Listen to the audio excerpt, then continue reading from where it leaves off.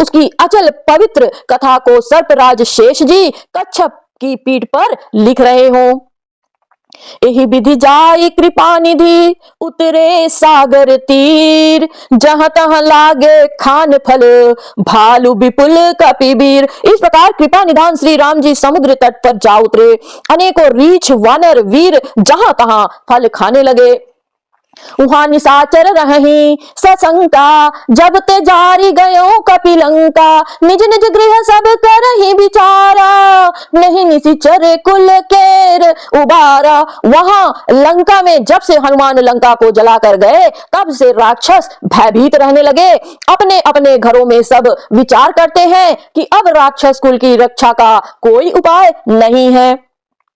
जासु दूत बल बरनी न जाई, तही आए पुर कवन भलाई। दूतिन सन सुनी पुर जन बानी, मंदोदरी अधिक अकुलानी। जिसके दूध का बल वर्णन नहीं किया जा सकता, उसके स्वयं नगर में आने पर कौन भलाई है। हम लोगों की बड़ी बुरी दशा होगी।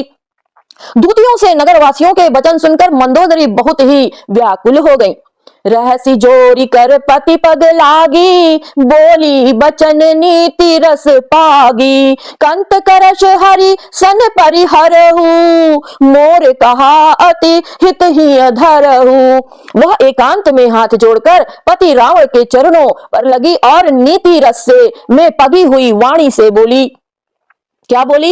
हे प्रियतम, श्री हरि से विरोध छोड़ दीजिए। मेरे कहने को अत्यंत ही हितकर जानकर हृदय में धारण कीजिए।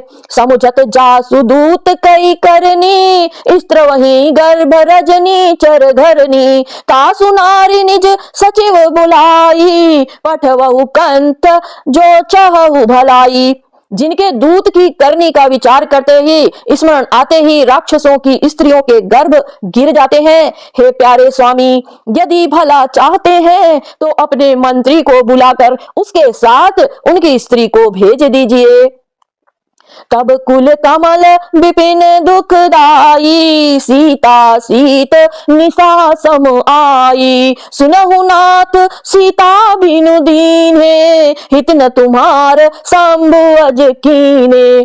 सीता आपके कुल रूपी कमलों के वन को दुख देने वाली जाड़े की रात्रि के समान आई है। हे नाथ, सुनिए, सीता को दिए लौटाए बिना शंभु और